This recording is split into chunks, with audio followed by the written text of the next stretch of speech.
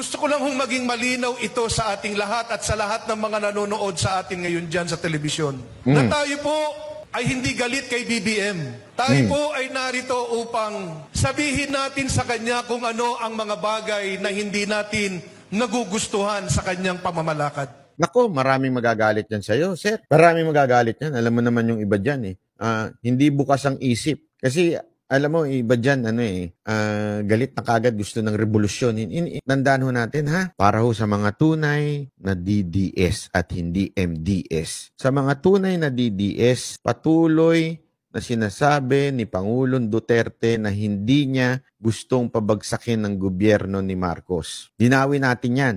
Katulad din na sinasabi nito, paulit-ulit nila sinasabi yan. Kasi, alam nyo, ipapaliwanag ko sa inyo yan, ha? Napaka-importante kasi nito, para maunawaan ninyo, para maunawaan ninyo kung ano ang dahilan kung bakit ganyan ang laging sinasabi ng ilang mga organizer at ng ilang katulad ni Pangulong Duterte. Dapat maintindihan natin na we are not here to create war or rebellion or revolution. Hindi yan ang gusto ng ating Pangulong Duterte. Malinaw po. Ngayon, kung gusto ninyo ng ganyan, gumawa kayo ng sariling organisasyon nyo. Umakyat na rin kayo ng bundok. Hindi kasi alam mo, ito para ho sa kalinawan, nagagalit tayo sa mga NPA.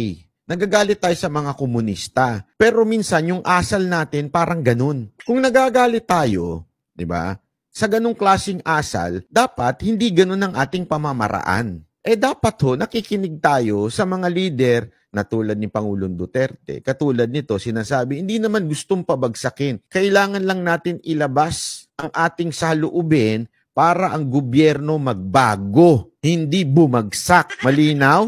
Kasi matakot po kayo, okay? Matakot po kayo doon sa mga vlogger na inuudyok kayong magalit lang, inuudyok kayong magrevolusyon lang, maniwala ho kayo, nangyari na yan nung panahon ni Erap. Okay? Nung panahon pala ni ang nagrarally na yung mga jologs na. Naalala niyo noon, yung panahon ni Gloria yun .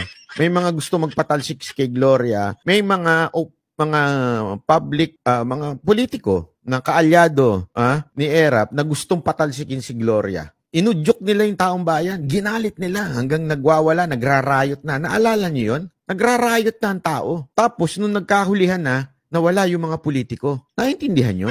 Yan ang problema kasi sa mga politiko . Minsan, uudyukin lang kayo magalit. Ngayon, iba na. Mga vlogger na udyukin kayo magalit kasi it's for their content. It's not really for the best of this country.